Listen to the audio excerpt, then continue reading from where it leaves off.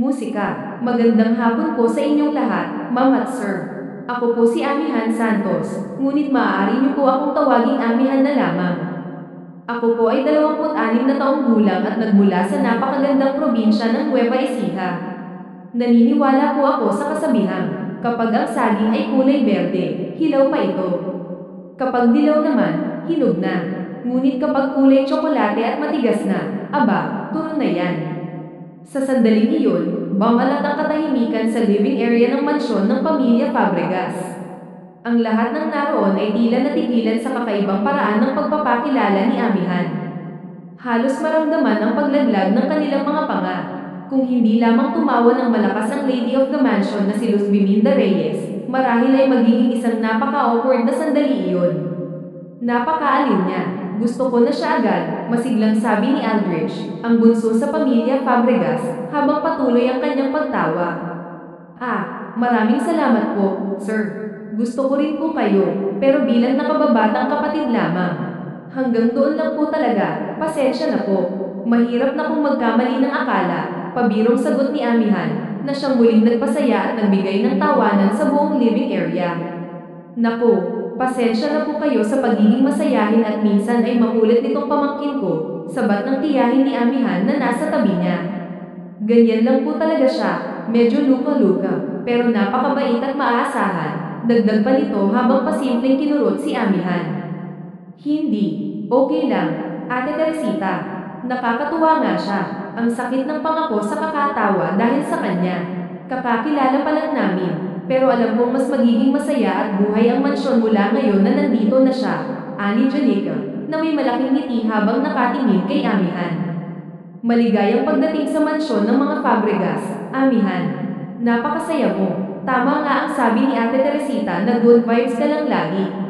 Sana'y magustuhan mo rito, sabi naman ni Sir Zion, ang asawa ni Janica.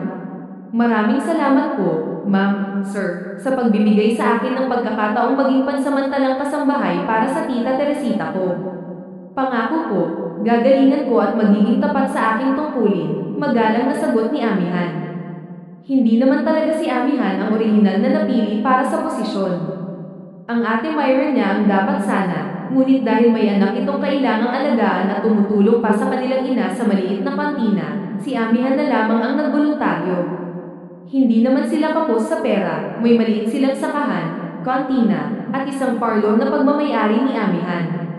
Ngunit tinanggap niya ang alok ng tiyahin dahil sa simpleng pangarap, makarating ng Maynila.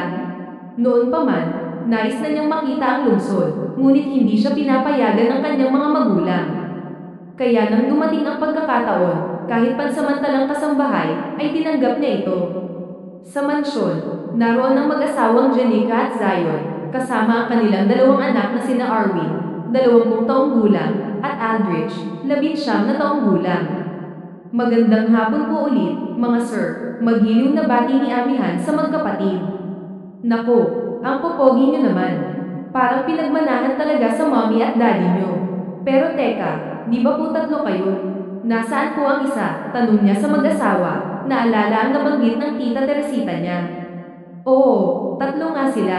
Ang panganay namin ay si Gabriel, pero madalas siyang late umuwi dahil siya na ang namamahala sa kumpanya ng daddy niya, paliwanag ni Janica. Gusto mo bang makita si Kuya Gabriel, Ate Amihan? Heto ang picture niya, masiglang singit ni Aldrich habang iniaabot ang cellphone. Pagkakita ni Amihan sa larawan, halos mapaluhod siya sa gulat. Grabe, ayos ka lang ba, Amihan? Nag-aalalang tanong ni Janica habang ay nalalayat siya ni Aldrich at ng tiyahin niya. Ayos lang po, hindi ko lang kinaya ang kagwapuhan ng panganay niyo. Diyos ko po, tao ba ito o Greek god? Ang tangos ng ilong, ang ganda ng mga mata, at ang perfect ng mukha. Panalong panalo talaga, bulalas niya, na ikinatawa ng lahat. Amihan, magtigil ka nga, nakakahiya, ano ba? Sabat ng tiyahin niya habang tinatakpan ng kanyang bibig. Ang mabuti pa, ihatid mo na siya sa kwarto niya, Ate Teresita. Kami naman ay aalis na rin. May flight kami ni Mrs. Nice meeting you, Amihan, sabi ni Zion bago tuluyang magpaalam. Nagpasalamat ang tiyahin niya sa mga Fabregas bago siya hinayla palayo. Habang naglalakad sila sa mahabang hallway patungo sa quarters, hindi mapigilan ng tiyahin niya ang maglabas ng inis. Amihan Santos, nakakahiya ka talaga. Kung ano-ano ang pinagsasabi mo kanina, ani ng tiyahin niya, sabay hawak sa sentido na tila na-stress. Tita, relax lang. Nadala lang ako ng emosyon. Ang gwapo naman kasi talaga ni Sir Gabriel Salazar.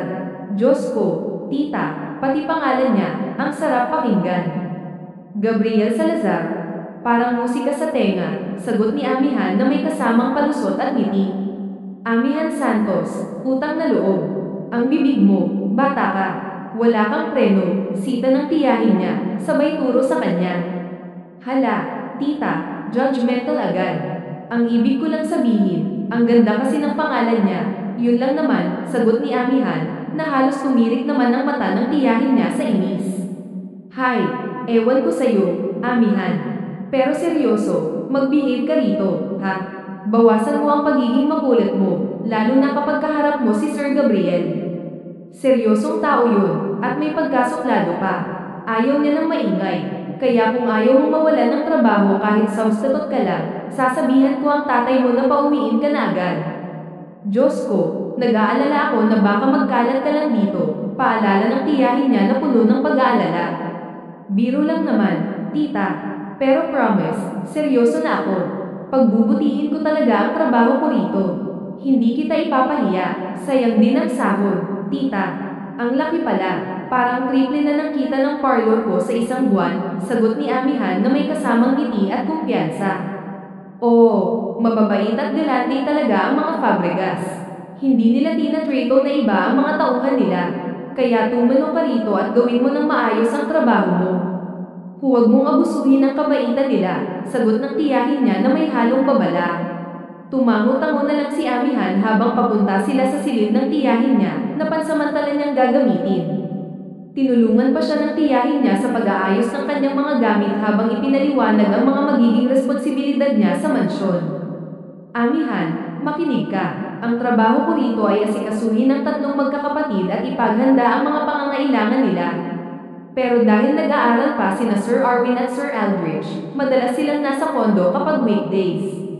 Kapag weekends lang sila umuwi rito, kaya ang madalas mo lang makakasama ay si Sir Gabriel Salazar, excited na sabat ni Amihan, dahilan para pandilatan siya ng tiyahin niya. Oo, siya nga, pero pinaalalahanan na kita kanina, Amihan. Ayusin mo ang trabaho mo rito, seryosong sabi ng tiyahin niya, na puno ng diin. Si tita naman, wala talagang tiwala sa akin. Ako na nga ang bahala. Hindi kita ipapahiya, promise talaga yan, sagot ni Amihan na may kasamang taas ng kamay na parang nanunumpa. Napailing na lang ang tiyahin niya. Hay, bakit ba ako pumayag na ikaw ang pumalit sa akin? Tanong nito sa sarili habang umiiling. Matapos ipaliwanag ng tiyahin niya ang mga tungkulin ni Amihan sa mansyon, nagpaalam na ito. Nang araw din iyon kasi ang biyahe nito pabalik ng Nueva Ecija. Hinintay lang talaga siya nito para maipakilala sa mga amo at maipaliwanag ang mga gagawin niya. Sa gabing iyon, malalim na ang gabi, ngunit gising na gising pa rin si Amihan. Siguro ay naninibago pa siya sa bagong kapaligiran, kaya naman tumayo na lang siya at naglagay ng clay mask sa mukha, isang nightly routine niya. Tatambay na lang siguro ako sa pool area nila, bulong niya sa sarili bago lumabas ng silid. Habang palabas siya ng mansyon, nakarinig siya ng ingay mula sa harapan. May yabag at boses na tila lasing na kumakanta. Sino yun? Ang tsaka naman ng boses, bulong niya sa sarili, sabay lakad papunta sa pinagmulan ng ingay. Pagdating niya sa living area, nakita niya ang anino ng isang lalaki na dahan-dahang umaakyat sa hagdanan. Si Sir Gabriel ba yun? Mukhang lasing, tanong niya sa sarili. Dahan-dahan niyang nilapitan ang lalaki. Sir Gabriel, tawag niya. Ngunit nang humarap ito sa kanya, nanlaki ang mata nito at napasigaw. Who the hell are you? Sigaw nito, na umalingaw sa buong mansyon. Hoy, sir, kalma lang. Huwag kang sumigaw, baka magising ang lahat, sagot ni Amihan na nagulat din. Pero umatras ang lalaki. Don't come near me. Ghost, dyan ka lang. Hala, ghost. Ang ganda ko namang ghost, sagot ni Amihan na natatawa pa. Huwag kang lalapit, hindi pa natatapos ni Gabriel ang sasabihin ng madulas ito sa kaka-actress. Bumagsak ito sa sahig at nawalan ng malay. Hala, Sir Gabriel, dali-daling sigaw ni Amihan habang sinaklalahan ito. Sa mga sandaling iyon, narinig niya ang yabag ng isa pang tao pababa ng hagdanan. What happened?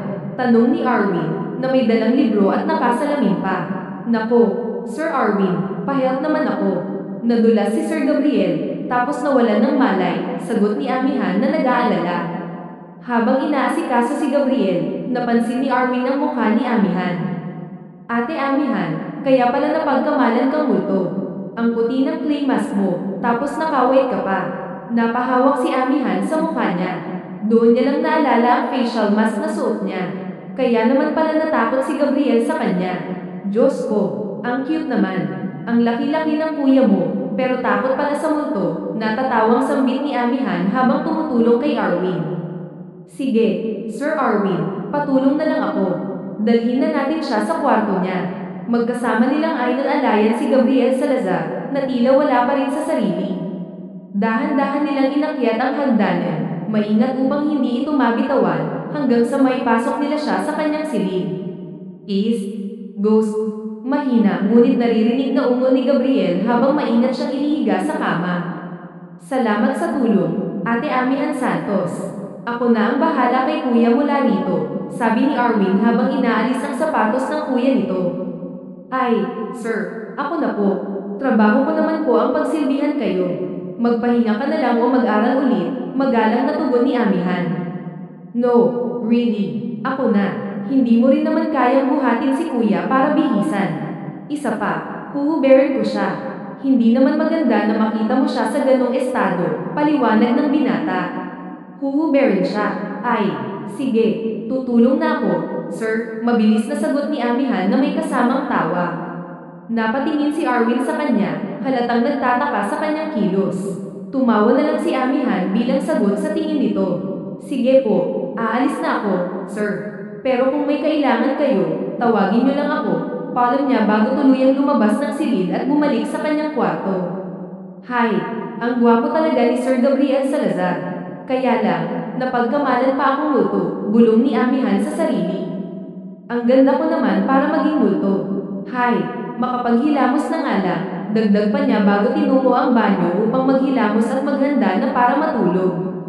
Kinabukasan, maagang nagising si Amihan upang tumulong sa paghahanda ng almusal para sa mga amo. Habang nagluluto sila kasama ang tagaluto na si Riza, nakaedad ng tiyahin niya, napag-usapan nila ang nangyari noong gabi. Si Sir Gabriel pala ang narinig kong sumigaw kagabi. Paglabas ko naman, wala na akong naabutan, kwento ni Riza habang nagsasangag ng kanin. Ay, Ate Riza, kung nakita mo lang ang mukha niya kagabi, matatawa ka talaga. Aba, ang gwapo-gwapo, ang makong lalaki, pero takot sa multo, natatawang sagot ni Amihan. Napangiti na lang si Riza sa kwento ni Amihan, ngunit natigil ang tawanan nila nang may tumikim sa likuran nila. Is there something funny? Ang aga-aga, ang ingay, ani ng isang malalim na boses. Napalingon si Amihan at napalunok nang makita si Gabriel Salazar. Wala itong suot na pang-itaas, kaya't kitang-kita ang kanyang matipuno at mayabang na abs. Magulo rin ang buhok nito, na tila mas nadagdagan pa ang kanyang kagwapuhan. Ate Riza, may palaman ba tayo dyan? Parang kapit pandesal na lang yata ang gusto kong almusal. Wala sa sariling sambit ni Amihan habang nakatitig sa abs ni Gabriel. Excuse me, tanong ni Gabriel na tila nagtataka. Napatingin si Amihan sa mukha nito, na ngayon ay salubong na ang mga kilay. Who are you? Ikaw ba ang pumalit kay Ate Teresita? Tanong nito. Excited na tumango si Amihan at mabilis na lumapit. Ako nga po, sir. Ako si Amihan Santos Belfulga, 26, from Nueva Ecija, single. Pamangkin ako ni Tita Teresita at hindi natapos ni Amihan ang pagpapakilala ng itaas ni Gabriel ang kamay nito na tila pinapatigil siya. Sa laki ng kamay nito, parang kayang-kaya nitong takpan ang buong mukha niya. Stop talking. My question is only answerable by yes or no. Hindi ako humingi ng paliwanag. So stop talking. Ayoko ng maingay, malamig na sabi nito bago siya nilampasan. Diretso itong nagtungo sa refrigerator at kumuha ng malamig na tubig. Naiwang nagulat si Amihan sa inasal nito. HM, Gwapo nga, suplado naman. Matatakutin pa sa multo, pabulong niyang sabi, ngunit tila narinig ito ni Gabriel. Bigla itong bumaling sa kanya, at ang mukha nito ay hindi may pinta. What did you just say? Tanong nito, na puno ng diin. Lumapit ito sa kanya, at tila may naalala. So it was you, that stupid, ugly ghost, last night, sabi nito na may halong inis. Nanlaki ang mata ni Amihan sa narinig. Kahit hanggang balikat lang siya nito, nilabanan niya ito ng titig. Sir, grabe ka naman maka-stupid at ugly. Hindi ako multo, sir. Ito buhay ako. Naka-clay mask lang ako kagabi kaya, muli, hindi na naman niya natapos ang sasabihin ng bale wala siyang nilampasan ng lalaki. Napakadaldal. Dalhan mo na lang ako ng pagkain sa taas. Ate Riza, ikaw na ang maghatid. Okay, anito bago tuluyang lumabas ng kusina. Ang suplado nga talaga ng isang yun. Aba, hindi porkit gwapo siya at yummy ay pwede na niya akong sabihan ng stupid at ugly. Bulalas ni Amihan matapos makalayo si Gabriel. Hoy, tumahimik ka na, Amihan, awat ni Riza habang umiiling. Mamaya marinig ka pa ni Sir Gabriel, yari ka talaga. Ganun lang talaga siya, ayaw niya ng maingay, lalo na kapag umaga. Halika na, tulungan mo na lang ako. Maya-maya, bababa na rin ang dalawa natin, sir. Sa unang araw pa lang ni Amihan Santos sa mansyon, tila nabanshot na siya kay Gabriel Salazar. Dahil sa nangyari kagabi, ipinagutos nito na huwag muna siyang mag-asikaso sa kanya. Sa halip, si Riza ang nagdala ng almusal nito ngayong umaga, habang naiwan si Amihan upang asikasuhin ang dalawang kapatid ni Gabriel. Napagkamalat ka daw niyang multo dahil sa suot mo at sa clay mask. Kamukha mong araw, natatawang sabi ni Aldrich habang masiglang kumakain. Sayang, hindi ko nakita kagabi. Tulog na kasi ako. That was so epic for sure, dagdag pa nito habang patuloy sa pagtawa. Tahimik namang kumakain sa tabi nito ang kuya niyang si Arwin, na tila walang balak makisali sa usapan. Hindi ko naman kasalanan yun, no. Lumabas lang ako kagabi kasi hindi ako makatulog. Plano ko sanang tumambay sa pool niyo, kaso narinig ko siyang kumakanta. Nilapitan ko siya para sana bumati at alalayan. Pero ayun, sumigaw siya at tinawag akong multo. Nadulas tuloy siya at nawalan ng malay, kwento ni Amihan, na lalong ikinatawa ni Aldrich. Talaga, damn, that's so funny. You know what, naalala ko tuloy ang kwento ni na mom and dad. Parang may similarity sa nangyari sa inyo, ani Aldrich na aliw. Na-curious naman si Amihan sa sinabi nito. Alam na niya ang ilang kwento tungkol sa pamilya mula sa tiyahin niya, pero mukhang may mga bagay pa siyang hindi naririnig. Bilang isang babaeng mahilig sa kwento, hindi niya ito pinalampas. Talaga, ano namang kwento yun? Oy, kung okay lang, kwento mo, sir, No pressure, ayoko namang manghimasok, magalang niyang sabi, sabay ngiti. No, ate, it's okay.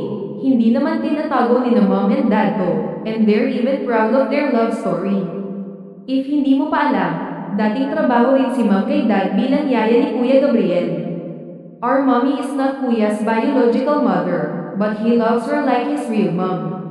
So ayun na nga, nung unang dating ni mom sa mansion ni dad, napagkamalan ni mom na magnanakaw si dad isang gabi. Nahampan niya ng walas tambo ang ulo ni dad. Nagkabukol nga raw yun, sabi ni mommy. Pero doon nagsimula ang love story nila, kwento ni Aldrich na may halong komedya, dahilan para mamangha si Amihan. Naalala na ni Amihan ang kwento mula sa tiyahin niya, pero hindi nito nabanggit ang unang pagkikita ng mag-asawa. Bigla tuloy siyang kinilig sa ideyang pumasok sa isip niya. Hala, almost pareho nga sa amin. Baka kami rin ang magkatuluyan ng suplado niyong kuya. Kami pala ang ending, pabirong sabi niya, na para bang kinikilig. Naputol ang kanyang pag-iilusyon nang magsalita si Arwin. I doubt it, ayaw ni kuya sa lahat ay makulit at maingay. And you have both, Ate Amihan. I'm sorry, pero mababa ang chance, frank ang sabi nito. Napanganga si Amihan. Grabe ka naman, Sir Arwin. Binasag mo naman agad ang kaligayahan ko. Baka lang naman, sagot niya, kahit na medyo nasaktan siya. Ngunit nanatiling tahimik si Arwin at nagpatuloy lang sa pagkain. Basta ako, Ate Amihan, boto ako sa'yo. I like you already, ani Aldrich na may kasamang thumbs up. Bumalik ang kumpiyansa ni Amihan. Ay ikaw na talaga ang favorite ko, baby boy. Buti ka pa, supportive, pabirong sabi niya, sabay kurot sa pisngi nito. Naputol ang kasiyahan nila nang makita nilang pababa ng hagdan si Gabriel Salazar. Mabilis na inayos ni Amihan ang sarili at nagpaalam sa magkapatid. Sir Gabriel, aalis na po kayo, tanong niya kahit halata naman. Naka-business attire na kasi ito, kaya ibang klaseng kagwapuhan na naman ang nakita niya. Obviously, may kailangan ka ba? Malamig na tanong nito. Wala naman po, sir. Gusto ko lang humingi ng sorry sa nangyari kagabi. Hindi ko naman intensyon na takutin kayo. Babatiin at aalalayan ko lang sana kayo kasi mukhang nakainom kayo kagabi. Kaya lang, matatakutin pala kayo sa multo. Nakita niyo lang ako na nakakas, napasigaw na kayo at nawala ng malay. Pinagtulungan pa namin kayo buhatin ni Sir Arwin kasi ang bigat niyo, kwento niya. Ngunit habang tumatagal ay sama-sama ang ekspresyon ng mukha ni Gabriel. Are you really apologizing or insulting me? Malamig na tanong nito. Biglang napagtanto ni Amihan ang mga sinabi niya. Bakit niya nasabi ang mga iyon? Ang daldal talaga niya. Akmang magsasalita pa siya nang pigilan siya ni Gabriel. You know what? It's okay. Hayaan mo na lang. Just keep your mouth shut kapag nasa paligid ako. Naiirita ako sa kadaldalan mo, sabi nito bago siya nilampasan.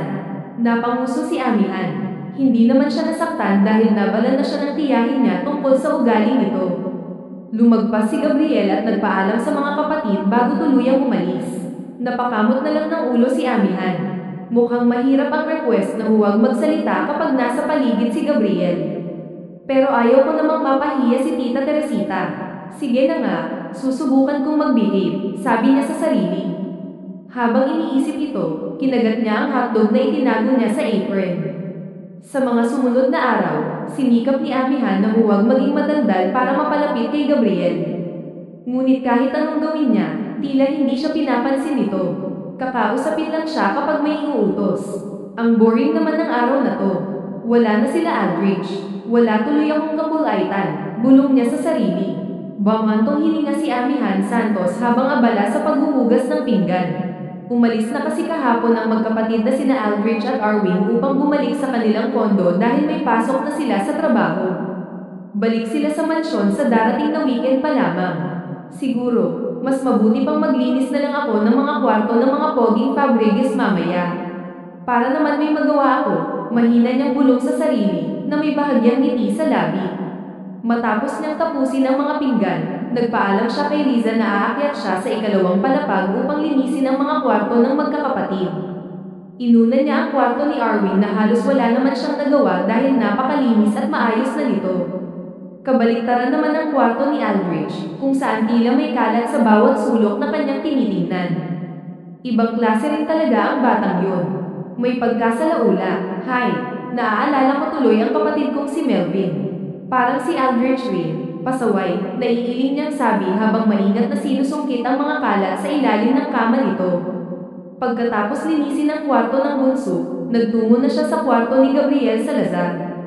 Agad niyang napansin ang kaibahan nito, malinis at maayos, ngunit may kakaibang presensya sa paligid. Amoy pa lang, alam mo ng pogi ang may-ari, pabirong sabi niya habang napapapikit at tinanamnam ang mabangong samyo ng silid. Hindi iyon ang unang beses na nakapasok siya roon, ngunit pakiramdam niya ay parang laging bago ang karanasan. Kahit wala halos linisin sa kwarto, nagdesisyon pa rin siyang maglinis. Nag-vacuum siya ng sahig, nagkuskus ng banyo, at nagpagpag ng mga bedsheet at unan. Hindi niya napigil ang yakapin ng mga unan ng paulit-ulit, tila ba may kakaibang kasiyahan sa kanyang ginagawa. Sa kama siya natagalan, dahil hindi niya napigil ang humiga at magpagulong-gulong. Ang lambot, my gosh, nabubuhay ang pagiging babaeng bakla ko sa kaharatan. Shoota, maharap niyang sigaw habang kumakawag sa ibabaw ng kama. Nang mapagod at masatisfy ang kanyang kalandian, bumangon siya at inayos muli ang kama. Habang papalabas na siya ng kwarto, may nahagip ang kanyang malilikot na mata. Mahilig pala siyang magbasa, aniya habang palapit sa koleksyon ng mga librong nakapatong sa espante. Ngayon lang niya napansin ang mga iyon. Ano naman kaya ang binabasa niya? Tanong niya sa sarili habang unti-unting inisa-isa ang mga libro. Ngunit sa ikatlong dampat niya, natigilan siya. Hala, Shoota, ano to? From Harry Potter to Lord of the Rings, tapos ito. Binasa niya ang pamagat, lihim ng umuog ang papag. Hindi niya naiwasang tumawa sa nabasang titulo. Binuklat niya ang libro at halos mawalan siya ng hininga sa kakatawa nang mabasa ang unang linya. Sinunggaban ni Julio si Juanita at siniil ito ng maalam na halik. Itinulak niya ito sa kama at itinutok ang naguhumindig nitong alaga sa, shoota. Ang wild naman itong libro na to. Nagbabasa pala si Sir Gabriel ng ganito, gulat niyang sabi na may halong tawa. Ngunit bago pa siya makapagpatuloy, biglang bumukas ang pinto ng silid. Hey, what the hell are you doing with my stuff? Galit na tanong ni Gabriel Salazar nang makita siyang hawak ang libro nito. Mabilis nitong inagaw ang libro mula sa kanya. Nagulat siya sa biglaang pagdating nito, lalo na't maaga pa, hindi pa man alas 5 ng hapon. Sorry, sir. Naglilinis kasi ako tapos nakita ko yung libro. Nagbabasa ka pala ng ganyan, sir. Ang wild may pang-asa sa tono niyang sabi.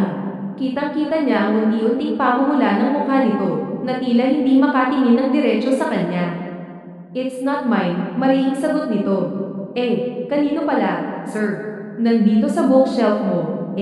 Nakahanay pa sa mga Harry Potter at Lord of the Rings mo. Aniya, hindi pa rin mapigilan ang pang-asa. Hindi nga sa akin. Okay, binigay lang yan ng kaibigan ko. But I haven't read it yet. Bakit ba kasi nakikialam ka? Lumabas ka na nga ng kwarto ko, galit na sabi nito habang marahan siyang itinulak palabas. Tumawa na lang si Amihan at lalong inasar ang amo. Namumula na ang buong mukha. Sir, guilty ka? No, kahit alam niyang mapipikon na naman ito, hindi niya mapigilan ang pang-asa. Nakukyutan kasi siya sa reaksyon nito, ang pamumula ng mukha at ang mabilis nitong pagkairita. Pagsara ng pinto, kinatok niya ito ng sunod-sunod. Sir, anong nangyari nang itinutok na ni Julio ang kanyang naghuhumindig na syara? Malakas niyang biro, Amihan Santos, sigaw ni Gabriel mula sa loob ng kwarto. Humalakhak siya at tumigil na sa pang-asar. Tama na sa kanya ang makita ang amo na namulan ng ganoon. Ayaw rin niyang masyadong mapaikan ito at baka maapektuhan pa ang trabaho niya. Sir, bababa na po ako para makapaghanda ng hapunan. Bumaba ka na rin ha. Mamaya mo na lang basahin ang lihim ng umuugang papag ni Julio at Juanita pagkatapos mong kumain, mapang-asar niyang sabi habang papalayo sa pintuan. Samantala, nang maiwan si Gabriel sa kanyang silid, malalim siyang napabuntong hininga. Pagod na nga ang kanyang isip at katawan mula sa maghapong trabaho sa engineering firm na ipinamana ng kanyang ama, tapos ganito pa ang aabutan niya sa bahay. Halos 1 linggo pa lang sa mansyon si Amihan bilang pansamantalang kapalit ng tiyahin nito, ngunit tila sakit na ito ng ulo niya. Aaminin niyang maganda si Amihan, maputi, makinis ang balat, at may maamong mukha na parang manika. Ngunit sa tuwing babuka ang bibig nito, tila hindi niya mapigilan ang pagkahilo sa kadaldalan at kaingayan nito.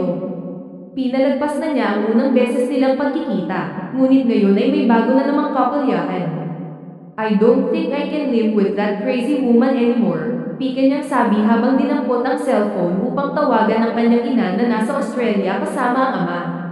Oh, hello, anak, napatawag ka, may problema ba? Agad na tanong ng kanyang ina nang sagutin nito ang tawag niya.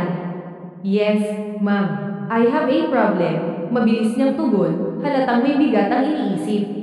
Anong klaseng problema naman yan, anak? Sa kumpanya ba? Magsalita ka lang, anak. Nakikinig ang daddy mo. Nasa tabi ko siya ngayon. Tanong ulit ng kanyang ina, may bahagyang pag-aalala sa boses nito. Saglit na natahimik si Gabriel Salazar. Tila nagdadalawang isip kung itutuloy ba niya ang balak na isumbong si Amihan Santos. Alam niyang hindi naman ganoon kalaki ang issue, ngunit hindi na rin niya matiis ang mga kalokohan nito. Well, it's about Amihan Santos, ma'am. Sa wakas ay sagot niya, matapos makapagpas siya. Hindi niya layunin na mawalan ng trabaho si Amihan, lalo pat pansamantala lamang itong naninilbihan sa kanila. Gusto lang niyang mailabas ang inis at may paabot ang reklamo sa kanyang ina. Anong problema kay Amihan Santos, anak? May nangyari ba? Tanong ng kanyang ina, halatang naguguluhan. Ma'am, she's crazy. Baliw. Ang madaldal na babaeng yun, direkta niyang sagot na may halong inis. Ha? Anong baliw? Sandali nga, anak, hindi kita maintindihan ng maayos. Can you please explain it to me? Ano bang nangyayari? Tanong muli ng ina, ngayon ay mas seryoso na ang tono. Huminga siya ng malalim upang maghanda sa pagsasalaysay. Sinimulan niya ang kwento sa unang gabi kung saan napagkamalan niyang multo si Amihan, dahilan upang madulas siya at mawalan ng malay. Isinunod niya ang mga araw na hindi niya matiis ang ingay at kadaldalan nito. At sa huli, ikinuwento niya ang nangyari kanina, ang pangingialam nito sa kanyang mga gamit. Ngunit, hindi na niya ikinuwento ang eksaktong bagay na ginalaw nito. Nahihiya siyang sabihin na nakita ni Amihan ang erotic book na regalo ng isang kaibigan.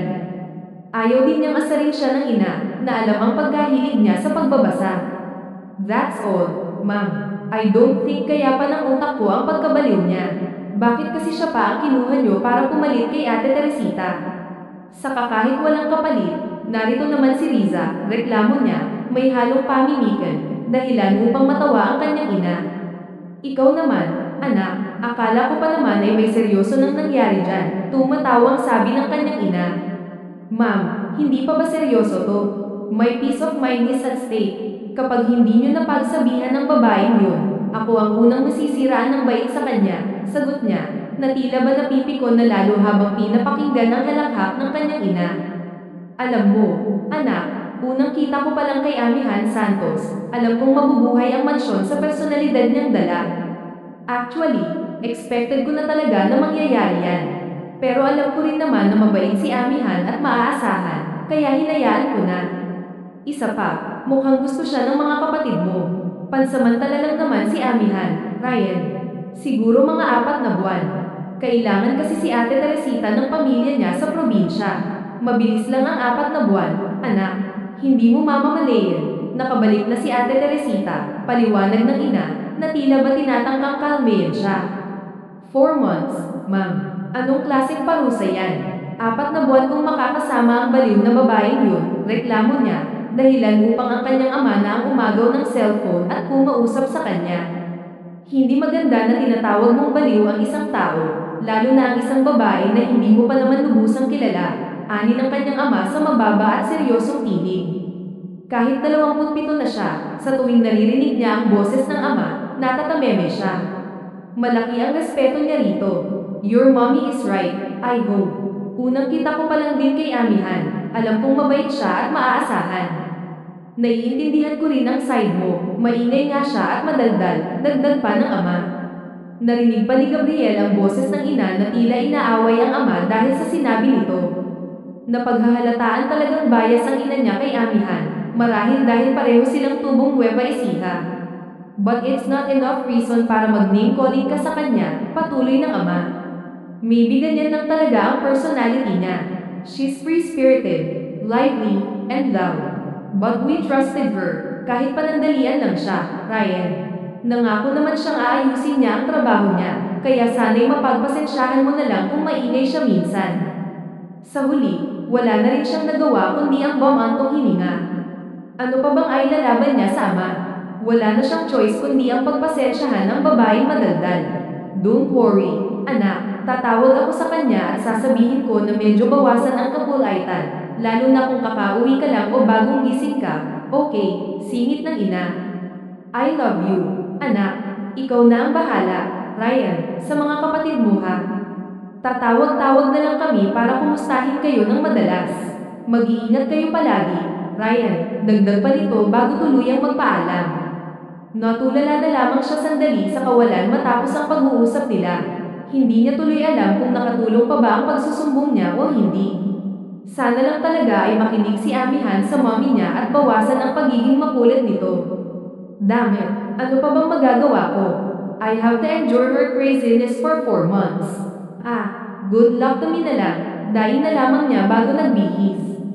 Sa mga sumunod na araw, mukhang dininig ng langit ang panalangin ni Gabriel Salazar. Mukhang gumana din naman ang pagsusumbong niya dahil nabawasan nga ang pag-iingay at kapulaitan ni Amihan Santos. Siguro'y natawagan na nga ito ng mommy niya noong nagsumbong siya rito. Kapag nasa paligid siya, tumatahimik si Amihan Santos at umaakto na akala mo'y well-trained na servant.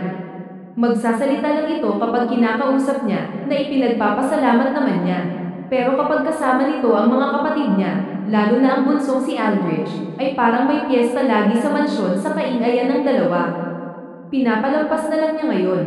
Dahil minsan lang din naman kung umuwi ang mga kapatid niya, na alam niyang stress sa pag-aaral, nagpasya siyang magpahinga muna. Drake, what's my schedule for today? Tingnan mo nga kung may mga importanteng meetings ako today, tanong niya sa sekretaryo niya, na mabilis namang tumipa sa hawak nitong tablet. Wala naman po kayong importanteng meeting for today, sir. Pero may nakaschedule na pupunta kayo sa warehouse ng industrial supplies natin para mag-monitor. Sandali, ikaw po ang nagpalagay niya noong last week. Mamayang 3 PM pa naman po, sagot nito. Yun lang ba? Tanong niya. Yes, sir, sagot ng sekretaryo. Tumango siya, inalis ang suot na reading glasses, at sumandal sa kanyang swivel chair. Gym mo muna yan for today, Drake. Uuwi ako ng maaga ngayon.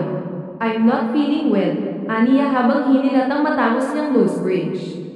Sure po, sir. Gusto niyo po bang tawagin ko na ang driver niyo para may maghatid sa inyo pauwi? Alok nito, na tinamuan niya. Yes, please. After your duty, pwede ka na rin umuwi. Thank you, sagot niya. Magalang na tumango ang sekretaryo niya bago ito lumabas ng opisina. Ipumikit naman niya ang mga mata para magpahinga sandali. Nang muling bumalik ang sekretaryo niya para sabihin nasa lobby na ang driver niya, nag-ayos na rin siya. Nag-alok pa ito na samahan siya, pero tinanggihan niya. Habang nasa biyahe pa uwi, nakapikit lang siya at nagpapahinga sa may backseat. Saktong 2 PM na ng hapon nang makarating sila sa mansyon. Tahimik ang paligid, na ipinagpasalamat niya. Thank God, wala munang maingay na babaeng sumalubong sa akin. Aniya, na ang tinutukoy lang naman ay si Amihan Santos. Diretso siyang pumasok sa loob ng mansyon at aakyat na sana sa hagdan nang may mapansin siya sa gawin ng pool area. Napakunot ang noo niya nang makita ang tila may nakalutang sa tubig na umagaw ng atensyon niya. Naglakad siya palapit doon, at nang makita niya si Amihan Santos na nakadapa sa tubig at hindi gumagalaw, nataranta siya. Amihan Santos, sigaw niya at basta nalang ibinagsak ang phone na hawak niya. Inalis niya rin ang sapatos at itim na coat bago tumalon sa tubig. Hoy, baliw, sigaw niya habang hinugat ang balikat nito para sana iahon.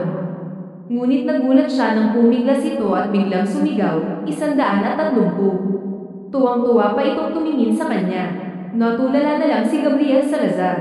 Sir Gabriel Salazar, bakit nandito ka? Akala ko'y nasa kumpanya ka pa ngayon. At ganyan ka pala maligo, formal attire lang. Sir, puna ng babae nang mapansin siya, na ikinapanting ng tenga niya. Are you really crazy? Ano bang ginagawa mo rito? Ha? Sigaw niya, hindi napigilan ng inis. Nagulat ang babae pero sumagot pa rin ito.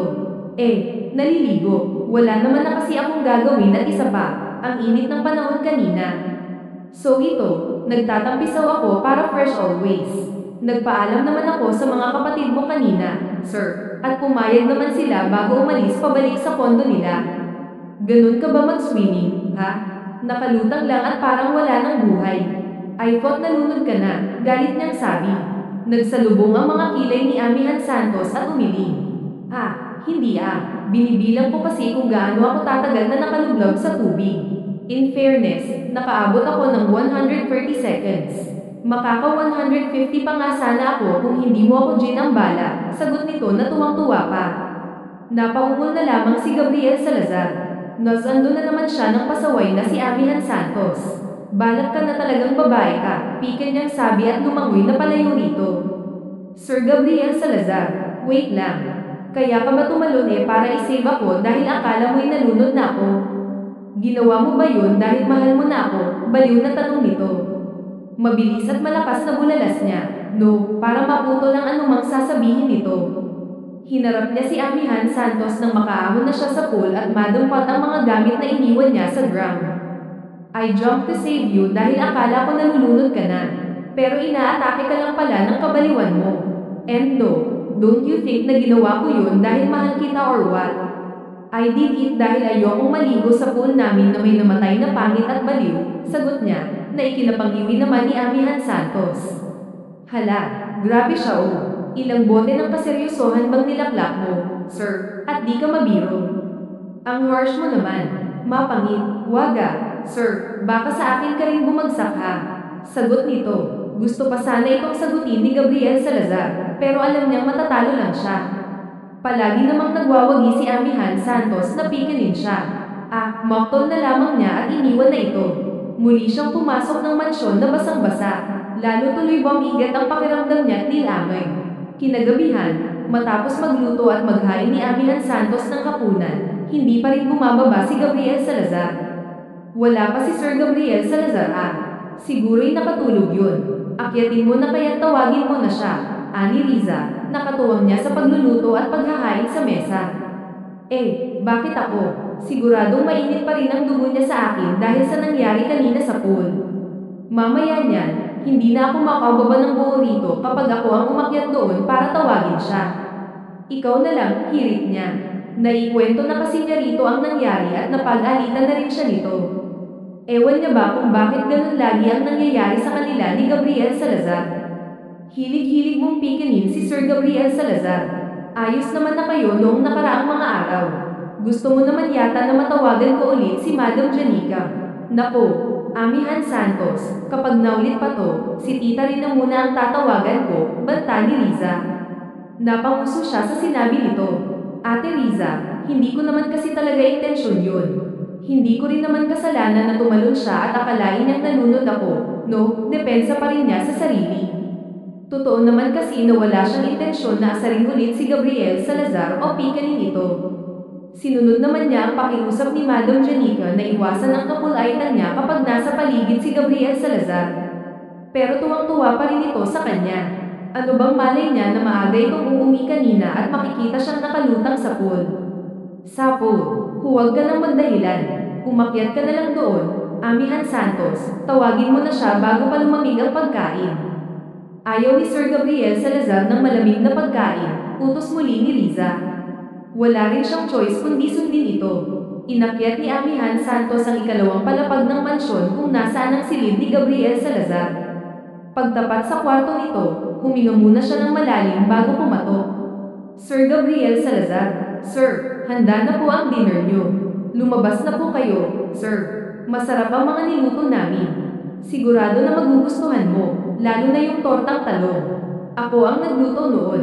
The best ako magtorta ng talong kaya siguradong magugustuhan mo yun, madaldal niyang sabi habang kumakatok. Ngunit katahimikan lamang ang sumagot. Walang reply. Sir Gabriel Salazar, muling subok niya, pero wala pa rin tugon. Sinubukan niya ulit kumatok, pero wala pa rin. Tulog pa kaya siya? Tanong niya sa sarili. Dahan-dahan niyang pinahihit ang doorknob ng pinto nito. Ay, bukas. Hay, bahala na. Aniya nang bumukas ang pinto. Sumilip siya sa loob, at ang sumalubong sa kanya ay ang medyo madilim na silid. Ang liwanag mula sa malaking aquarium lamang ang nagsisilbing ilaw, sapat na para makita niya si Gabriel Salazar na nakahiga pa sa kama nito. Sir Gabriel Salazar, pasensya na sa abala at pagpasok sa kwarto mo, pero ready na kasi yung dinner mo. Sabi ni Ate Riza, ayaw mo ng malamig na pagkain kaya nang aabala na ako, nag-aalinlangan niyang sabi. Ngunit wala siyang nakuhang tugon mula kay Gabriel Salazar. Naglakas loob siyang pumasok ng tuluyan at lumapit dito. Sir Gabriel Salazar, tawag niya rito. Nang malapit na siya, doon niya lang nakita na wala itong suot na pang-itaas at tanging ibabang bahagi lamang ng katawan nito ang nakakumod. Napalunok si Amihan Santos at pinigilan ang nabubuhay na kalandian sa kanyang dugo. Ang gwapo-gwapo talaga ng Koy Kunin na to. Hindi mo aakalaing suplado kapag gising kasi parang natutulog lang na prinsipe. Need mo ba ng true love's kiss para gumising, Sir? Hirit niya, sabay mahinang hagatje. Sir Gabriel Salazar, gumising ka muna po at kumain. Tawag niyang muli rito at hinawakan ang braso nito. Nagulat siya nang madama ang sobrang init nito. Hala, ang init. Shoota, nilalagnat ka ba, Sir? Bulalas niya. Mabilis niyang idinampi ang likod ng palad sa noo at leeg nito. Doon niya lang din napansin ang malalim na paghinga nito at panginginig ng katawan. Anak ng Monay, nilalagnat nga siya. Mabilis siyang bumaba para sabihin kay Riza na inaapoy ng lagnat si Gabriel Salazar. Nanghingi siya rito ng bimpo at palanggana na may maligamgam na tubig bago muling bumalik sa silid ni Gabriel Salazar. Sir Gabriel Salazar, pupunasan ko kayo ha para bumaba kahit papaano ang lagnat mo. Naku, ang init-init mo, nag-aalala niyang sabi. Kinuha niya ang thermometer para tingnan ang temperatura nito. Binasa niya ang bimpo sa tubig sa palanggana at pinunasan ang mukha at leeg ni Gabriel Salazar. Mahihinang ungol at daing lamang ang naririnig niya rito, patunay na may lagnat nga ito. Kasalanan ko pa yata to, sir. Nilanat ka yata nung tumalon ka sa pool dahil akala mo nalunod ako. Sorry, Sir Gabriel Salazar, bulong niya, nakukonsensya. Feeling niya ay siya ang may kasalanan kaya ito nilalagnat. Kaya marapat lamang na asikasuhin niya ito. Sir Gabriel Salazar, susuotan kita ng sweatshirt ha para hindi ka masyadong lamigin, paalam niya muli. Matapos itong panasan, kahit mahirap, nagawa niyang iangat ang katawan nito at bihisan. Palagay naman niya ay gising na ang diwa nito pero nanghihina ang katawan dahil sa lagnat. Ipinagpapasalamat na rin niya na nakapajama na ito kaya medyas na lang ang isinuot niya sa paa nito bago ito muling kinumutan. Saktong tapos na siyang bihisan ito nang dumating si Riza na may dalang tray na may mainit na lugaw at tubig. Amihan Santos, nagluto ako ng lugaw para kay Sir Gabriel Salazar. Pakainin muna natin siya bago pa inumin ng gamot. Nako, kawawa naman si Sir Gabriel Salazar. Ngayon lang siya nilanat ng ganito, ani Riza, kita rin ang pag-aalala para sa amo. Salamat, Ate Riza. Ako na ang bahala rito. Kasalanan ko naman yata kaya siya nilalagnat ngayon, sagot ni Amihan Santos. Ano ka ba? Hindi mo naman yan ginasto. Sabi mo nga, di ba? At siguradong hindi mo rin ginasto ang nangyari, sagot ni Riza, pilit na pinapakalma si Amihan Santos. Nangyayari sa kanya, hindi na siya nagkomento at kinuha na lamang ang mangkok ng lugaw sa tray. Sir Gabriel Salazar, may dalang lugaw si Ate Riza. Kumain ka muna para makainom ka na ng gamot, aniya habang nakatitig dito. Maya-maya, unti-unting damilat ang mga mata nito at tinignan siya, ngunit sandali lang dahil muli rin itong pumikit. Ayoko, anito sa garalgal at nanghihinang boses. Nako, Sir Gabriel Salazar, hindi pwede. Kailangan na may laman ka sa tiyan mo kahit konti para makainom ka na ng gamot. Sige na, sir, kahit konti lang. Ako na magsusubo sa'yo, pagpupumilit niya. Tumingin siya kay Riza at nagpatulong na alalayan ito. Sinandal nila ito sa headboard ng kama nito. Kahit konti lang, sir. Kumain ka, ito na. Susubuan na kita ha, sabi niya habang sumandok ng konting lugaw sa kutsara. Nakatitig lang si Gabriel Salazar sa kanya, at dahil sa lagnat, wala itong nagawa kundi hayaan siyang subuan ito. Nagpaalam na rin muna si Riza para bumaba at asikasuhin ang mga naiwan sa kusina. Ayoko na, Amihan Santos, sabi nito nang makapitong kutsara pa lang ang naisubo. Ha, pero nakakailang kutsara ka pa lang, sir. Kumain ka pa, konti pa, pagpupumilit niya ulit. Sumandok siya ulit at susubuan sana itong muli pero umiling na ito. Ayoko na nga, kahit mga 20 na subo ka lang, sir, hirit niya. Kahit may lagnat, nakatanggap pa rin siya ng masamang tingin mula rito, kaya napangiwi siya. Sige, 10 na lang pala. Here, sabi ko nga, tama na. Sige, sir, okay na siguro yun, sabi na lang niya at hindi na nagpumilit pa. Iniwasan na rin muna niyang magpasaway at baka lalo itong ma-stress at tumaas lalo ang lagnat. Kinuha niya ang gamot at baso sa tray. Siya na rin ang nagpainom dito bago ito muling ay nalalayan na may higa sa kama nito. Inayos niya ang kumot nito at sinuklay ng mga daliri niya ang nagulong buhok nito. Matulog ka na, Sir Gabriel Salazar. Dito lang ako at babantayan kita. Magpagaling ka, aniya. Gabing iyon, buong magdamag na nagbantay si Amihan Santos sa kawawang amo. Inabot ng halos 2 araw bago bumuti ang lagay nito.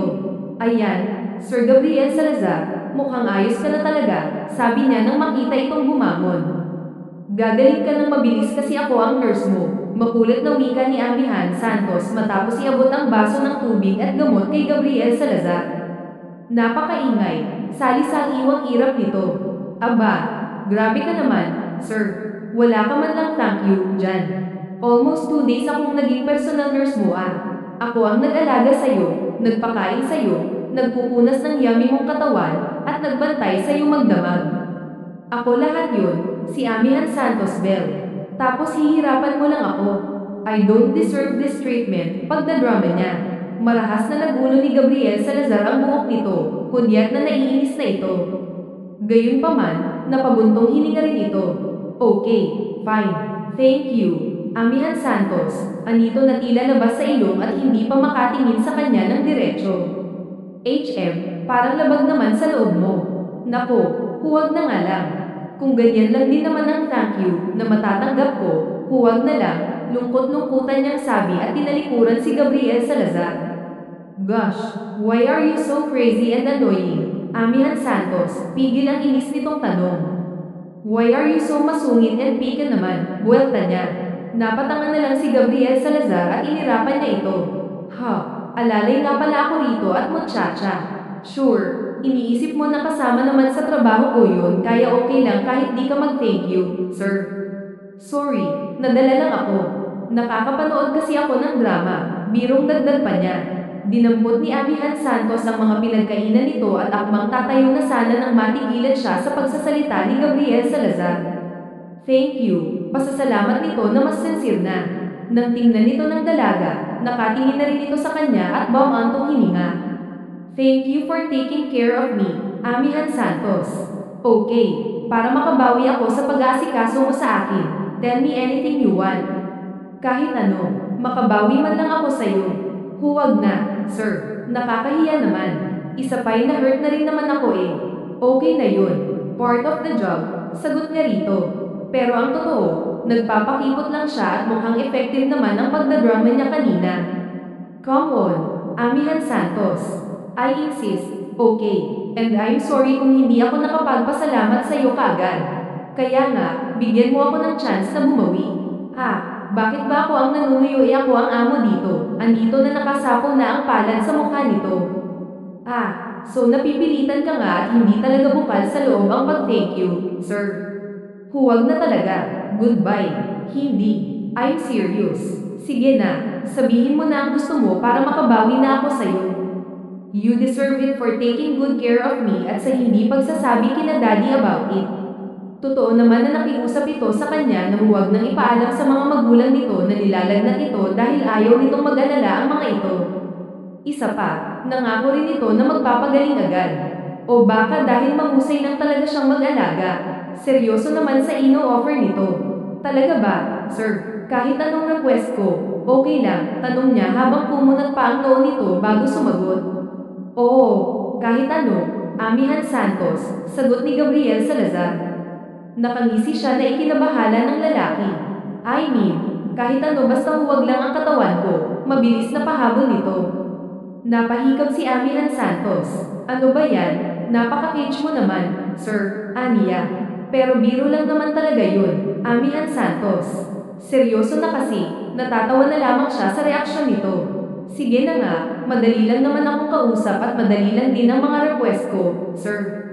3 lang naman, Ania. Totoo, tanong nito kaya tumaas ang kilay ni Gabriel Salazar.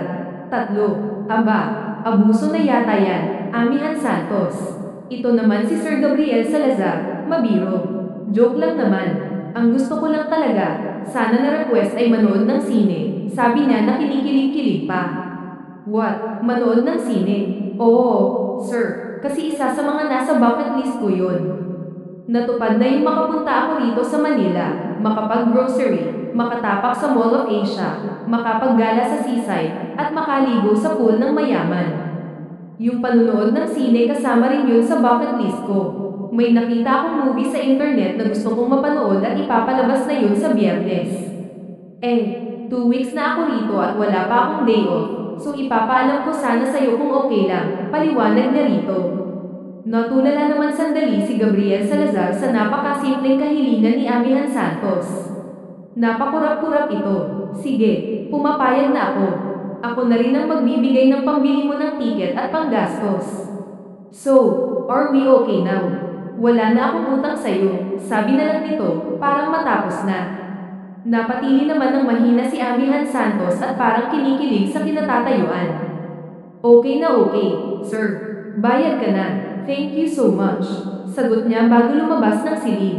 2 araw ang nakalipas, tuluyan nang gumaling si Gabriel Salazar. Balik na ulit siya sa pagtatrabaho at paghahabol sa mga naiwang trabaho noong nagkasakit siya. Nang maalala niya yun, bumalik na naman sa isipan niya si Amihan Santos. Aaminin niya na iritang-irita siya sa kaingayan at kabaliwan nito, pero sa nagdaang mga araw ay medyo nabawasan na ang iritasyon niya rito. Siguro'y dahil sa ginawang pag-aalaga at pagbabantay nito sa kanya noong magkasakit siya. Hindi kasi talaga siya nito iniwan at palagi siyang check kung okay lang ba siya. Ito rin ang nagpapakain at nagpupunas sa kanya noong hindi pa niya kayang kumilos. Naramdaman naman niya na maasikaso ito sa kabila ng kabaliwan nito. Napailing-iling pa siya at napangisi ng maalala ang mga simpleng bagay na nabanggit nito na nasa bucket list nito na nakakapagpasaya rito. What a crazy girl! Wala sa sariling bulalas ni Gabriel Salazar. Nagulat tuloy ang sekretaryo niyang si Drake na nag-uulat sa kanya. Sir, antag nito at natauhan siya. Oh, nothing, Drake, aniya at bumalik sa screen ng laptop niya. Nakita niya ang oras at araw doon. Naalala niya na ngayon pala ang pakiusap ni Amihan Santos na manunood ito ng sine. Drake, wala naman na akong meetings for today, right? Wala na po, sir. Pero may mga documents kayong need na pirmahan agad at mga proposals ng mga engineers natin. I'll handle those, but not today, aniya at tumayo. Sir, may lakad po ba kayo? Kusyoso na tanong ng kanyang sekretaryo. Yeah, I have some personal matters to attend to. Kung may pumunta rito, sabihin mo'y bumalik na lang bukas, okay? After your work, umuwi ka na rin, tinapak pa niya ang balikan nito bago siya lumabas ng opisina niya. Tumawag pa siya sa mansyon nila at tinanong kung nasaan na si Amihan Santos. Si Riza ang sumagot sa telepono. Nako, kakaalis lang din, sir. Nagpahatid kay Jomez sa MOA. Sabi niya'y manunood daw siya ng sine at pinayagan mo naman daw po siya, sagot ni Riza sa kabilang linya. Ah, ganun ba? Oo, pinayagan ko nga siya. Thank you, Ate Riza. Binaba na rin niya ang tawag ng saktong nasa parking na ang elevator. Diretso siya sa sasakyan niya at nagmaneho. Hindi niya alam kung bakit niya yung ginagawa ngayon, kung bakit gusto niyang humabol at makasama si Amihan Santos manood ng sine. Pero yun kasi ang iniuutos ng isipan niya na sinusunod na lang niya. Siguro'y hinahanap na ng sistema niya ang kabaliwan nito. Makalipas ang ilang oras ng pagmamaneho, nakarating din siya sa binanggit na mall ni Riza. Dali-dali niyang tinunton ang sinihan ng mall at hinanap si Amihan Santos. Tila inayon naman ng pagkakataon nang makita niya itong palapit pa lang sa sinihan. Tumigil siya sandali at huminga ng malalim. Nagpunas pa siya ng paisang noo dahil sa pagtakbo bago ito nilapitan. Amihan Santos, casual niyang tawag sa babae. Nagulat naman ito nang makita siya. Hala, Sir Gabriel Salazar, anong ginagawa mo rito? Huwag mong sabihin binabawi mo na ang pagpayag mo sa request ko at nandito ka para pauwiin na ako. Aba, hindi na pwede, sir. Nakabili na ako ng ticket. Himutok nito at pinaypay pa sa harapan niya ang hawak nitong ticket.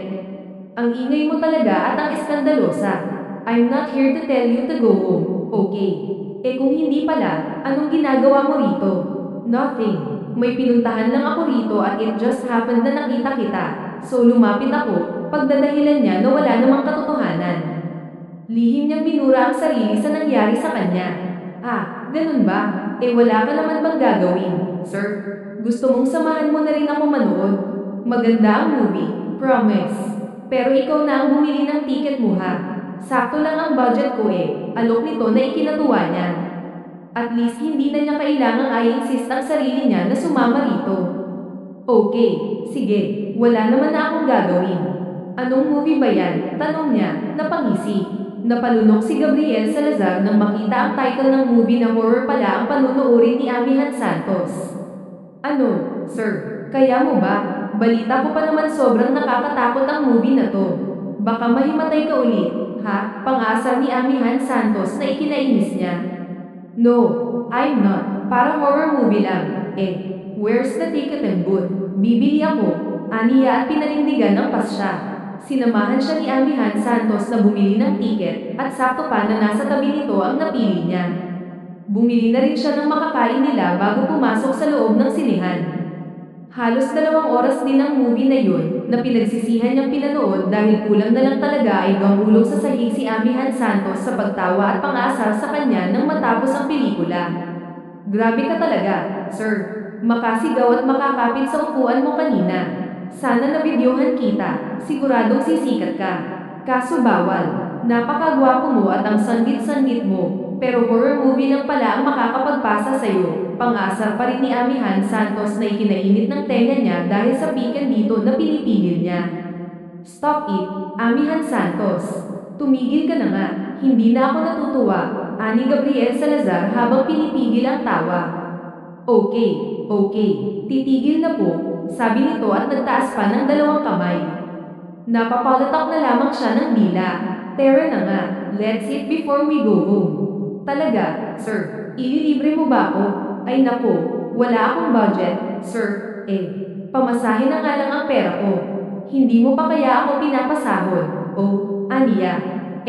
Tayo na nga kumain bago pa magbago ang isip ko, sagot niya at nauna nang naglakad. Halos dinner na rin kasi nang matapos ang movie. Sa isang simpleng restaurant sila kumain sa loob pa rin ng mall. Habang kumakain ay panay pa rin ang daldal ni Amihan Santos tungkol sa movie na napanood. Tumigil ka na nga muna sa kadadaldal mo, Amihan Santos. Kumain ka na lang muna. Bakit ba kasi ang ingay mo? Saan ka ba pinaglihi? Tanong ni Gabriel Salazar. Ganito na kasi talaga ako, sir. Masayahin lang talaga ako para iwas stress. Ang dami-dami na ang problema ng mundo, dadagdag pa ba ako? At saka sabi ni na mama at papa na huwag palaging nalulungkot kasi nakakabigat sa buhay ang problema. Hindi nauubos ang problema, kaya kung papadala ka palagi, mas stress ka lang. Malulunod ka pa, sabi nito na ikinatahimik niya. Minsan kasi ay ganoon siya, konting problema lang sa kumpanya nila ay para na siyang pinagbagsakan ng langit at lupa. Siguro dahil ayaw niyang ma-disappoint ang daddy niya na nagpasa ng kumpanya sa kanya. Kaya minsan, sir, kapag maingay ako at makulit sa mansyon, pagpasensyahan mo na. Babaeng bakla kaya ako, kaya gusto ko na palaging masaya ang aura ng lahat ng nasa paligid ko, dagdag pa nito. Napakunot ang noo niya. Babaeng bakla, what do you mean by that? Babaeng bakla, yung babaeng masayahin, low-carate, at walang nega sa katawan. Ganun. Puro kasi baklang ang kasama ko sa parlor ko noon sa amin sa Nueva Ecija, sir. Kaya na-adopt ko na rin ang pagiging masayahin nila. I love them kasi parang wala silang problema at ang saya-saya nilang kasama. Kapag kasama mo sila, walang dull moment at tatawa ka lang palagi. Most of them pa ay breadwinner ng mga pamilya nila, kaya nakaka-proud. Minsan nga lang, nakakalungkot na grabe sila kung husgahan ng iba. Ipinahayag nito ang saloobin na, sa unang beses, ay hindi niya ikinainis. I agree with you. I'm not against them too. May mga kilala at kaibigan din naman akong bakla, may mga engineers at mga empleyado rin kami sa kumpanya. Mababait sila at masisipag, kaya ewan ko na lang talaga sa mga taong saradong utak. Mas inuuna pa ang manli at manakit ng damdamin ng kapwa kaysa pagbutihin ang buhay nila. Sa mga oras na yun ay nagkaroon si Gabriel Salazar ng paghanga kay Amihan Santos.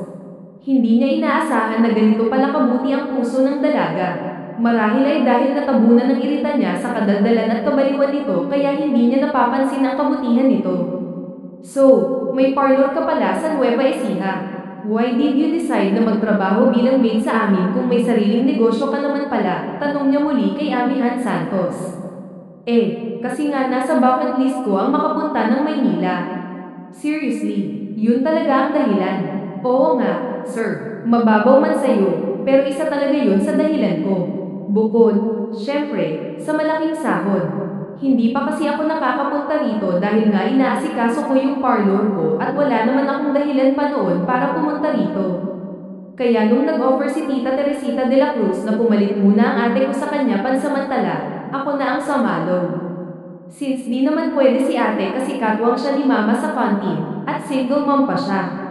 Ilan ba kayong magkakapatid at pang-ilan ka? Tanong niya muli sa babaeng abala sa pagkain pero sumasagot din naman. 3, sir. Pangalawa ako. Sinundan ko si Ate Maya. Tapos ang bunso namin ay lalaki, kasing edad ng kapatid mong si Sir Aldrich. Melvin naman ang pangalan niya. Lalo tuloy siyang nadadala sa kuryosidad na mas kilalanin pa si Amihan Santos. Para bang nagkakaroon na siya ng interes sa babaeng araw-araw na sinusundo ang pikit niya. Hindi nila namalayan ang oras at napasarap ang kwentuhan nila.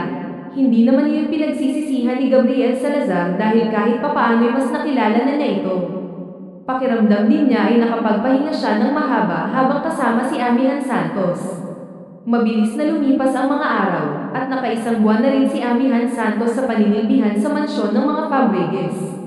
Wala naman siyang naging problema sa nagdaang isang buwan dahil masaya naman siya sa ginagawa. Yun nga lang, minsan ay napapagalitan pa rin siya ni Gabriel Salazar kapag sumusobra na ang kakulaitan niya. Medyo nabawasan na rin naman ang pagsusungit nito simula noong nakapagkwentuhan sila sa mall. Hilig pa rin niyang asarin at pikunin ito, pero minsan ay pakiramdam niya na daily routine na lang nila iyon at nakasanayan na. Hindi buo ang araw nila kapag walang asaran. Isang araw, nagpaalam si Amihan Santos kay Gabriel Salazar na uuwi muna sa kanila sa Nueva Ecija dahil birthday ng papa niya. Pumayag naman si Gabriel Salazar kaya't nag-empake na siya. Siguraduhin mo na babalik ka pa rin, Ate Amihan Santos, ha? Mamimiss kita kagad, ani Aldrich nang magpaalam siya sa mga ito. Nasa sala ang tatlong magkakapatid na gwapo. Oo naman, Aldrich, babalik din ako agad. 2 araw lang naman ako sa amin. Hindi bale, papasalubungan na lang kita, suhol niya. There's no need for that, Ate Amihan Santos. Basta bumalik ka lang dito, okay na ako, sagot ni Aldrich. Napangiti naman siya at ginulo ang buhok nito. Parang kapatid niya na talaga ito. Sunod niyang tiningnan si Arwin at Gabriel Salazar na tahimik lang na nanonood sa eksena nila ni Aldrich na parang mangingibang bansa. Sir Arwin, Sir Gabriel Salazar, alis na po muna ako. Salamat sa pagpayag na umuwi ako, Sir Gabriel Salazar. Masayang-masaya si Papa nung tumawag ako sa kanya kagabi, aniya. Don't mention it, hindi naman kami mahigpit dito. At isa pa, espesyal na araw yan ng father mo. So, hindi ka namin dapat pagbawalan, seryosong sabi naman ni Gabriel Salazar. Ngumiti na lang siya rito at muling nagpasalamat. Ingat ka sa biyahe mo, Ate Amihan Santos. And please bring us some delicacies of Nueva Ecija. Na-miss ko na rin pumunta sa Nueva Ecija kina Lolo, paalam din ni Arwin sa kanya. Sinamahan pa siya ni Gabriel Salazar sa labas ng mansyon. Ihahatid siya ng driver nito sa sakayan ng bus. Sigurado ka na hindi ka na magpapahatid sa inyo. Pwede ka namang ipagmaneho ni Kuya Joma, anito na inilin niya.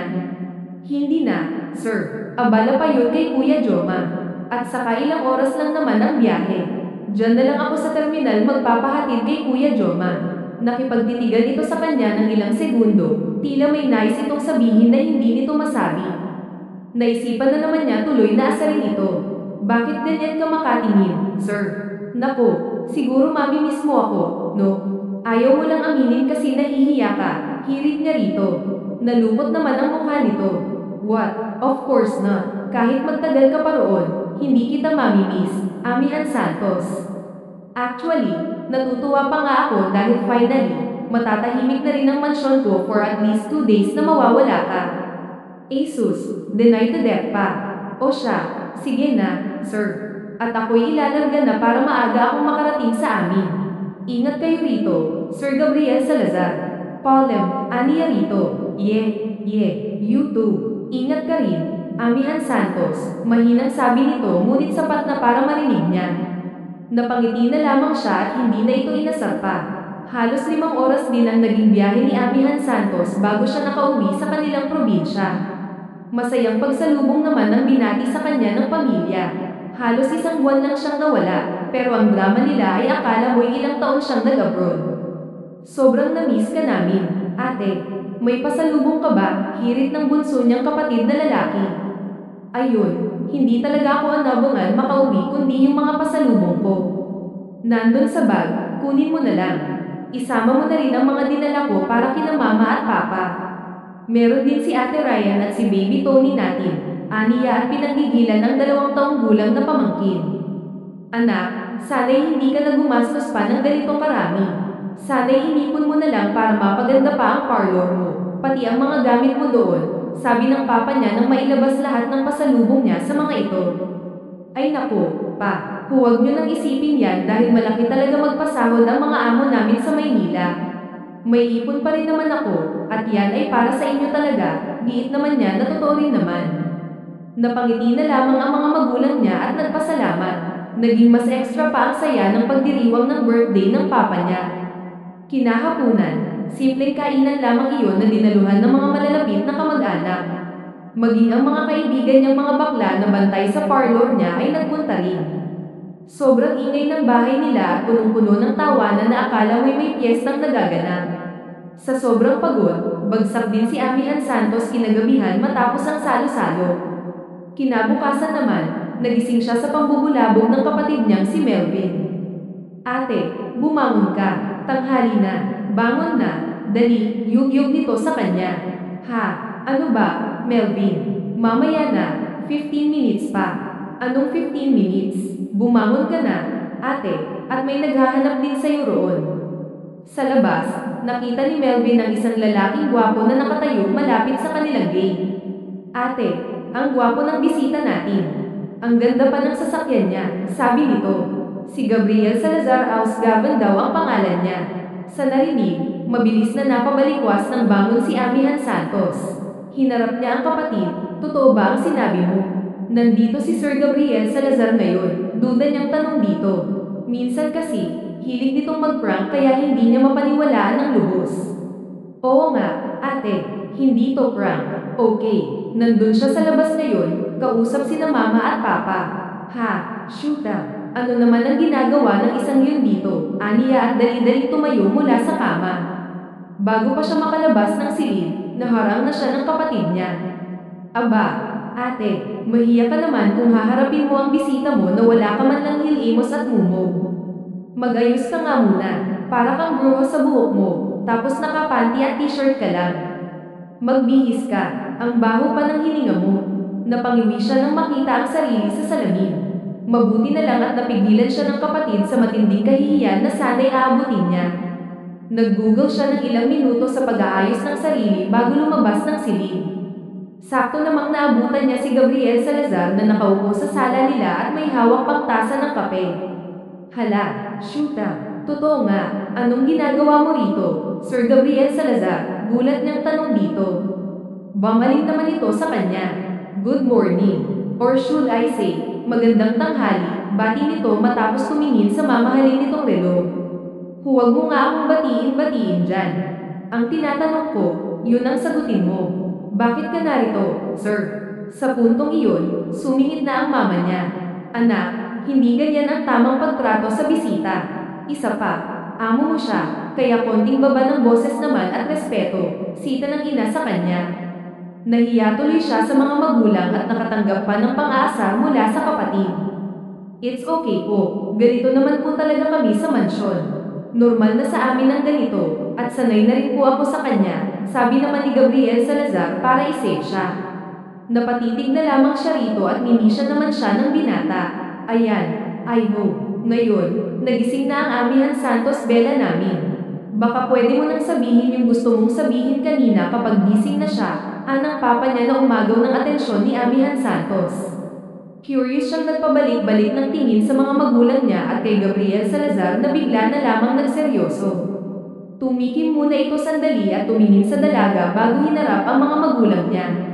The reason why I'm here today ay para makilala po kayo ng personal at para na rin makapag-follow sa inyo, sabi nito na may pabitin pa. Magpaalam na ang tag ng ate Myra niya na kalong ang anak nito. Muli, gumawi muna ang kakaibang tingin ni Gabriel Salazar kay Amihan Santos ng ilang minuto bago ito sumagot nang hindi man lang bumibitaw ng tingin sa kanya. Gusto ko po sanang magpaalam sa inyo kung pwede kong ligawan ang anak nyo, sagot nito na tuluyang nagpabagsak ng mga panga ni Amihan Santos. Mabuti na lang, nandoon ang kapatid niyang si Melvin para isara ang bibig niya at baka napasukan pa ng langaw. Ha, liligawan mo ang kapatid ko?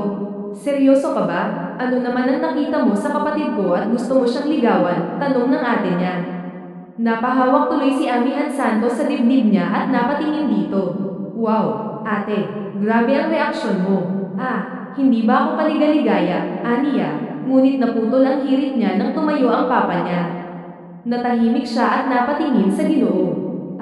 Kung pwede sana, nais mo na kitang makausap sa labas, I hope. Tayong dalawa lang, anang papa niya kay Gabriel Salazar. Magalang namang tumango si Gabriel Salazar at tumayo sa kinauupuan nito. Sumaglit muli ito ng tingin sa kanya at ngumiti, na lalong nakadagdag sa kawirduhang nararamdaman ni Amihan Santos. Bago lumabas ng bahay ang mga ito, mabilis namang sumunod si Amihan Santos at dumungaw sa bintana ng kanilang bahay. Doon niya lang din napansin ang mga branded na paper bags na nagkalat sa sahig. Sabi ni Mama, regalo ni Gabriel Salazar para sa kanila. Ano kayang trip ng lalaking yun? Sa inyo ba talaga siya unang nagpaalam na manliligaw? Wika niya sa ina at mga kapatid na pasilip-silip din sa bintana. Aba, hindi ko nga nararamdaman na may gusto na pala siya sa akin. Pikunin kaya yun at suplado. Kaya nga gustong-gusto kong inaasar yun dahil palagi akong pinagsusungitan. Himutok niya habang nakadungaw sa bintana. Pinagmamasdan ng papa niya at si Gabriel Salazar na nag-uusap sa labas. Para namang laging logic ka pa sa kanya, Amihan Santos. Aba, jackpot ka na nga sa kanya, guwapo, mayaman, at saka mukhang mabait naman na lalaki. Ano pang hahanapin mo sa kanya? Hirit ng ate Myra niya, na sinigundahan ng bunso nilang si Melvin. Oo nga, ate, at saka nakapag-down payment na si Bayaw. Bawal ka nang tumanggi, sayang naman yung iPhone na regalo niya sa amin. Oh, anito habang nilalaro ang pinasalubong na cellphone ng lalaki. Wow, ang gagaling talaga. Ano to? Boarding house. May 1 month deposit, 1 month advance. Ganun. Down payment talaga. Akin na nga yung mga cellphone na yan. Ipinamimigay niyo na ako ngayon dahil nasusumulan kayo. Akin na. Gumit na ang mama nila na kanina pa natatawa sa kanilang pag-uusap na magkakapatid. Oy, tumigil na kayo at baka magkapikunan pa kayo. Kayong dalawa naman, huwag nyo nang asarin ang si Amihan Santos. Ngayon na nga lang nakauwi rito, nakangiting sita nito sa dalawang kapatid bago lumapit sa kanya. Sa'yo naman, Amihan Santos, anak, hindi ka naman namin ipinamimigay. Alam ko na gwapo at mayaman si Gabriel Salazar, pero gusto pa rin namin, bilang mga magulang mo, na mapunta ka sa maayos na lalaki. Kaya nga siya kinakausap ng papa mo. Basta, anak, kung ano man ang maging desisyon mo, ay lagi lang kami nakasuporta sa iyo. Matapos mag-usap ng papa niya at ni Gabriel Salazar, siya naman ang sumunod na kumausap sa lalaki. Dinala niya ito sa likod bahay nila kung saan maraming puno. Tapatin mo nga ako, Sir Gabriel Salazar. Ano bang trip mo? Agad niyang tanong dito nang sila na lang ang magkasama. Ha, what do you mean trip? Hindi kita maintindihan, Amihan Santos. Aba, at nagmamaang-maangan pa talaga. Alam mo ang tinutukoy ko, Sir Gabriel Salazar. Yung sinabi mo kanina kina Papa. Ano yun? Prank ba yun? Lakas din ng amats mo. Napabuntong hininga naman ito bago siya sinagot. First of all, I want you to stop calling me sir. From now on, Amihan Santos, kasi manliligaw mo na ako. Secondly, paano naging trip yung sinabi ko kanina? I'm dead serious. Actually, noong nakaraan ko pa sana balak sabihin sa'yo, pero hindi ako makahanap ng magandang timing. Tapos umuwi ka pa rito, so naisip ko na sumunod na lang dito para makapagpaalam na rin ako ng formal sa mga magulang at mga kapatid mo, sagot nito na punong-puno ng kaseryosohan. Bumilis tuloy ang tibok ng maharap na puso ni Amihan Santos. Hindi naman niya itinatanggi na crush niya si Gabriel Salazar mula pa noon. Hindi lang siya makapaniwala na mangyayari ito ngayon na magustuhan din siya nito. Diyos ko, Sir, I mean Gabriel Salazar, masyado mong ginugulat ang kagigising ko lang. Naloloka ako sa mga nangyayari, seryoso niyang sabi. Pero natawa si Gabriel Salazar. I didn't expect it also na mahulog ako sa baliw at maingay na babaeng tulad mo. Kaso, nandito na. Siguro may ginawa ka sa akin kaya nagising lang ako isang araw. Gusto kitang ligawan. Gina, yuma mo ako. Aba, ang kapal naman. Wala sa lahi namin ang nanggagayuma. No. Kung may ma-inlove man sa amin, yun ay dahil maganda ang lahi namin at kamahal-maalan, sagot niya na may halong biro.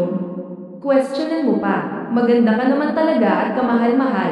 Amihan Santos Bella, sabi nito na punong-puno ng kaseryosohan. Natigilan tuloy siya at napalunok. Sa unang pagkakataon, para bang nakaramdam siya ng hiya sa harapan ng lalaki. Hindi mo naman kailangang may sabihin kagad, at huwag kang ma-pressure, Amihan Santos. Manliligaw pa lang naman ako sa'yo, so huwag muna nating madaliin ang lahat. Hayaan mo muna akong ipakita sa'yo na seryoso ako sa'yo at sa panliligaw ko. Okay, dagdag pa nito. Napaiwas na lamang siya ng tingin at tumango. Pero paano? At bakit ako, Gabriel Salazar? Ang opposite nating dalawa kaya hindi ako makapaniwala. Actually, the first time I saw you in the kitchen without the ghost mask, nakuha mo na talaga ang atensyon ko. Dinadaan ko lang sa pagsusungit para hindi mo mahalata na crush kita, Amihan Santos. Hala siya, ang ganda ko pala talaga para magustuhan ng boss kong pogi na piken, aniya na may halong tawa. Aminin mo, mahal mo na rin ba ako? Oo naman. Liligawan pa ba kita kung hindi? Sagot nito nang walang pag-aalinlangan. Aminin mo rin, na-miss mo ako, no? Definitely. Nanibago nga ako pag alis mo kahapon. Sobrang tahimik ng mansyon. Nanibago ang tenga ko. Nanibago ako na walang nangasar sa akin pagkagising ko kanina. Gusto sana kitang samahan pa uwi kahapon. Ayaw mo naman. Sabi ko na nga ba't pakipot ka lang? Type mo pala talaga ako. Type na type. Pero gusto kong idaan sa tamang proseso ang lahat. Kaya sinundan kita. Gusto kong ligawan ka muna at ipagpalaw sa pamilya mo ang malinis kong hangarin sa'yo. Kung yun ang gusto mo, ikaw na ang bahala. Aniya na hindi niya alam kung nagtunog pa bebe ba siya. Hindi na rin ako magtatagal. Amihan Santos. Aalis na rin ako at gusto ko ring bisitahin sina Lolo, sabi ni Gabriel Salazar. Bumalik ang tingin niya rito. Naalala nga ni Amihan Santos na taga Nueva Ecija rin si Ma'am Janica, ang mama nito, magkaiba nga lang sila ng lugar. Aalis ka kagad, kara-rating mo lang, sabi niya, at ewan niya kung bakit tila naging mahinhin siya bigla. Natunaw yata ang pagiging kikay at baliw niya sa pag-amin nito sa kanya ng pag-ibig. Gustuhin ko man na magtagal, hindi rin pwede, Amihan Santos. After kong bisitahin sina Lolo, babalik din agad ako ng Manila dahil may kailangan akong asikasuhin na business meeting mamayang hapon. Nagbiyahe lang talaga ako rito para saliin ka at ipagpalaw sa mga magulang mo ang panliligaw ko. Ito lang ang maganda at perfect na timing na naisip ko, kaya ako nandito. Sa Manila na lamang kita hihintayin at uumpisahan ang panliligaw ko sa'yo. Babalikan mo na rin naman bukas, right? Oo, bukas na rin ang balik ko. Kaya huwag mo akong masyadong mamis, pabirong sagot niya. Ayun pa nga lang, miss na kita agad. Sus, bola, sagot nito. Nakapagpalong si Gabriel Salazar na aalis na ito. Hinatid pa nila ito sa sasakyan bago ito tuluyang umalis. Sa nangyaring iyon at sa naging pag-amin ni Gabriel Salazar, naging pulutan tuloy siya ng tukso ng kanilang pamilya pagkaalis ng binata. Sa huli, pare-pareho rin naman ang naging pasya ng mga ito, nahahayag na siyang magpasya para sa ikaliligaya ng puso niya at mananatiling nakasuporta ang mga ito sa kanya. Labis ngayong pinagpasa at sinulit na lamang ang araw na makasama ang mga ito bago siya bumalik ng Maynila. Nang makabalik na siya ng Maynila kinabukasan, ay ibang-iba na ang Gabriel Salazar na bainalikan niya. Bagamat minsan ay napapailing pa rin ito sa kabaliwan niya, ramdam na ramdam at kitang-kita naman niya na may nararamdaman na nga ito para sa kanya. Hindi naman niya maamin, pero kilig na kilig naman siya sa tuwing tumitingin ito sa kanya at sa mga bigla-biglang pagngiti nito. Isang linggo pa lang iyon, pero para na siyang magkakadiabetes sa sobrang sweet nito. Hoy, babae ka, umamin ka nga sa akin, may namamagitan na ba sa inyo ni Sir Gabriel Salazar? Tanong ni Riza isang umaga habang nasa kusina sila. Saktong kakaalis lang ni Gabriel Salazar. Ha, ikaw talaga, Ate Riza. Issue ka rin eh. Simula noong bumalik ka rito, napapansin ko na napapadalas ang paghahanap sa iyo ni Sir Gabriel Salazar. Parang hindi ka lang niya makita ng ilang minuto ay natataranta. Dagdag pa yung pagngiti niya sa iyo at kakaibang tingin. Ano, itatanggi mo pa rin yun? Natigilan si Amihan Santos at napangiti na lamang. May usapan kasi sila ni Gabriel Salazar na ito na ang bahala na magsabi ng namamagitan sa kanila sa pamilya nito at sa mga kasamahan niya sa mansyon. Kaya hanggat hindi pa alam ng mga ito, ay Sir Gabriel Salazar muna ang tawag niya rito. Tutal ay nagtatrabaho pa rin naman siya sa mansyon. Wala akong alam sa sinasabi mo, Ate Riza. Huwag kang ang magulo riyan at tulungan mo na lang ako rito sa pagkain ni Sir Gabriel Salazar. Ihahatid ko pa to, baka walang kainin yun mamayang tanghali, sabi na lamang niya at inabala na ang sarili sa inihahandang pagkain na dadalhin niya kay Gabriel Salazar. Matapos nilang ihanda ang tanghalian ni Gabriel Salazar, nagpahatid na si Amihan Santos kay Joma sa kumpanya ni na Gabriel Salazar. Nakapunta naman na siya roon ng ilang beses kapag may pinapahatid itong mga gamit na nakakalimutan nito. Kaya kilala na siya roon at may access na rin siya sa private lift ng CEO ng kumpanya. Mabilis niyang narating ang palapag na exclusive lang para sa binata. Malaki ang ngiti niya at palukso-lukso pa habang binabaybay ang hallway. Nang makarating siya sa harapan ng opisina nito, napaisip siya. Nasaan naman kaya si Drake? Wala siya rito, pagtataka niya at iginala ang mata sa paligid. May sariling mesa kasi ang sekretaryo ni Gabriel Salazar sa labas lang ng opisina nito. Siguro nasa loob na siya ng office ni Gabriel Salazar. Hindi naman siguro ako makakaabala kung pumasok ako. Ihahatid ko lang naman ito at aalis na rin ako agad. Kumbinsi ni Amihan Santos sa sarili at muling nilakad ang double door ng office ni Gabriel Salazar. Nakangiti niyang tinulak iyon, ngunit unti-unting nabura ang ngiti niya nang makita ang naabutan sa loob. Natulala siya nang makita ang isang babaeng nakaupo sa pandangga ni Gabriel Salazar at kasalukuyang magkalapat ang mga labi ng mga ito. Amihan Santos, antag ni Gabriel Salazar nang makita siya nito. Itinulak nito ang babae at dali-daling tumayo. Amihan Santos, it's not what you think. Let me explain. Hey, Gabriel Salazar, why do you need to explain to her? Katulong ka naman ng babaeng yan, sabat ng babae. Anong babaeng kahalikan nito? Shut up, Cassandra Marquez, gigil na sigaw ni Gabriel Salazar sa babae. Nang muli siya nitong balingan, lamambat muli ang ekspresyon nito at nagsimulang humakbang. Pero bago pa ito makalapit, ay nakalabas na siya ng opisina nito. Amihan Santos, let me explain naman. Mali yung nakita mo. Pakiusap, sigaw nito na nakasunod sa kanya. Hinarang na siya nito kaya natigilan siya. Anong mali roon sa nakita ko, sir? Imagination ko lang ba yun na may kalaplapan kang hitad sa opisina mo? What the heck? Huwag mo akong ma-what the heck dyan at baka ihampas ko sa'yo itong bitbit ko. Nag-effort pa ako na lutuan ka at dalhan ka rito ng lunch, tapos ganoon ang aabutan ko. Nagsabi-sabi ka pa na nililigawan mo ako at nagpaalam ka sa pamilya ko. Ano yun? Trip mo lang. Wala ka lang magawa kaya naisipan mo lang ganoon. Umalis ka nga, napipikon ako sa'yo. Buwisit niyang sabi at tinabig si Gabriel Salazar. Pero hindi naman ito natinag dahil sa laki nito. Sandali nga lang, Amihan Santos. Magpapaliwanag nga kasi ako, okay? Hear me out first bago ka magalit sa akin. Wala siyang nagawa kundi titigan ng masama si Gabriel Salazar nang hilahin siya nito papasok sa elevator. Amihan Santos, listen to me. Seryoso ako sa sinabi kong liligawan kita, okay? Hindi yung trip lang o dahil wala akong magawa.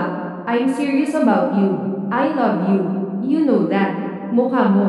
Sa tingin mo ba papayag ba ako magpaligaw sa iyo matapos kong makita yung kanina? Utot mo, mayaman ka man, gwapo at yummy, pero hindi yan uobra sa akin. Kiss ka na, Sir Gabriel Salazar Ausgaben. Busted ka na, Aniche, sabay pag-cross ng mga bisig sa dibdib. Inirapan din niya ng mainam ang binata. Amihan Santos, yung nakita mo kanina, hindi ko yun gusto, okay? That girl is Cassandra Marquez, my ex-girlfriend almost 2 years ago. Hindi niya matanggap na wala na kami, kaya palagi pa rin niya akong ginugulo. Kanina, nagulat na lang din ako nang puntahan niya ako rito kahit ilang beses ko na siyang pinagbawalan. At yung naabutan mo kanina, nabigla rin ako roon kaya hindi ako agad nakagalaw. Saktong pagbukas mo naman ng pinto, paliwanag nito at huminga ng malalim. Damay ito sa dalaga at may panunuyo na inabot ang mga balikat niya. Amihan Santos, I'm serious about you, okay? Please, huwag mo naman akong basta ay busted. Nagsisimula pa lang akong patunayan sa iyo ang pagmamahal ko. Busted agad, hindi mo ba ako kayang patawarin? Paano yung babaeng yun? I'll make sure na hindi na siya makakalapit ulit sa akin. Paano mo magagawa yun? Sasabihan ko lahat ng tao sa building na to na bawal na si Cassandra Marquez dito. Mahal kita. Ikaw ang babaeng gusto ko at pakamamahalin ko kahit pabaliw ka at madalas may sapi. Kikiligin na sana siya sa unang banat nito, kundi lang sa pahabol pang sinabi nito. Ay, wow, G, nagalingan mo rin masyado no? Halo pala ako at may sapi, ha? EWW, don't touch me, ani Amihan Santos sabay tabig dito. Natawa naman si Gabriel Salazar, at sa halip na lumayo, yamakap pa ito ng malambing sa kanya. Ikaw lang yung baliw at may sapi na handa akong tanggapin at mahalin ng sobra, Amihan Santos. Believe me, hindi kita niloloko. Seryoso ako sa'yo, bulong nito mula sa likuran niya. Tumama ang mainit na hininga nito sa likod ng tenga niya, dahilan para manggilabot siya at halos tumirik ang mga mata niya. Ano ba? Bitiwan mo nga ako. Mamaya ay bumukas ang pinto ng elevator. Isipin ng mga nakakakita sa atin na may ginagawa tayong kababalaghan. Ayoko ng skandal, hirit niya na tunog pa bebe na. Natawa tuloy lalo si Gabriel Salazar dahil alam nitong natunaw na nito ang inis niya. Hindi na muling bumalik pa sa opisina nito si Amihan Santos at napagpasyahan na lamang nilang mag-date. Sa isang park na lang sila tumambay at doon pinagsaluhan ang dala niyang pagkain para sana rito. Bandang 3:00 ng hapon sila umuwi at kapwa sila nagulat sa naabutan. Seems like kagagaling niyo lang sa date, may missing ani Ma'am Janica. Naroon ito sa sofa, katabi ang asawa nito at 2 pang anak. Mom, Dad, bakit hindi kayo nagpasabi na uuwi? Tanong ni Gabriel Salazar sa mga ito. Surprise talaga ang pag-uwi namin dahil may nakarating sa aming balita na may ligawan na raw na nangyayari dito sa mansyon at wala kaming kaalam-alam ng daddy mo. Napalingon naman si Gabriel Salazar kay Amihan Santos na nasa likuran lang nito. Tahimik lamang si Amihan Santos na binibigyan ng tingin si Gabriel Salazar na ito na ang baalang magpaliwanag tulad ng napag-usapan nila. Well, since nandito na rin naman kayo, ay sasabihin na namin. Yes, I am court ng Amihan Santos, pag-amin nito at inabot ang kamay ni Amihan Santos.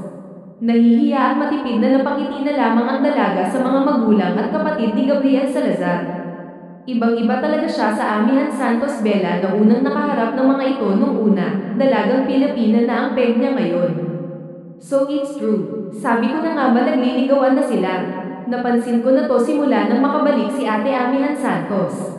Ikaw, kuya, talo ka sa pastahan, bulalas ni Aldrich na tuwang-tuwa. Gusto namang mapangiwi ni Amihan Santos dahil pinagpupustahan na pala sila ng magkapatid na hindi nila nalalaman. Don't mind my crazy brothers, baby. Wala lang magawa ang dalawang yan, bulong ni Gabriel Salazar sa kanya. Oh gosh, kinikilig ako sa inyo. Ganyan na ganyan din kami ng daddy niyo noon. But wait, Gabriel Salazar anak, talaga bang nagliligawan pa lang kayo ni Amihan Santos? Tanong muli ni Janica na wagas ang ngiti. Kitang-kita roon na botong-boto ito kay Amihan Santos na kahit papaano ay ikinapanatag ng loob ng dalaga. Yes, ma'am. Actually, last week lang ako umamin sa kanya at sa mismong harapan ng family niya. I formally told them na rin about sa plano ko na panliligaw sa kanya. And her father said it's Amihan Santos' choice na raw. Basta huwag mong lolokohin ang anak nila. Talagang huwag mong lolokohin si Amihan Santos dahil pati ako makakalaban mo. Anak, sagot ni Janica sabay dali-daling inagaw si Amihan Santos mula sa anak. Amihan Santos, Iya, come here. Akala ko'y happiness lang ang dadalhin mo rito sa mansyon, pero pati pala love ay dadalhin mo sa panganay namin. I'm so happy para sa inyong dalawa.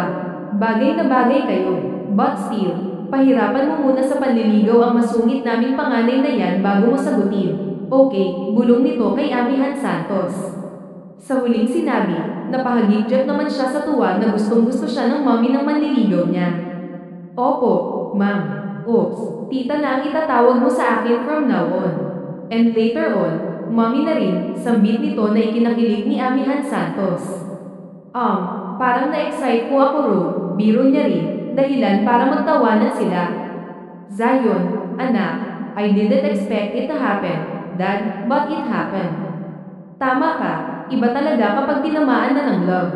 Babaguhin nito ang tao, at ang dating pangit ay bigla na lamang gaganda sa paningin mo. Anito na may matamis na ngiting nakatitig sa kanya. Kinilig si Amihan Santos, pero hindi niya pinalagpas ang sinabi nito. So, pangit pala talaga ako sa paningin mo noon. Gumanda lang ako ngayon kasi love mo na ako. Ganun, nakaka-hurt ng damdamin na.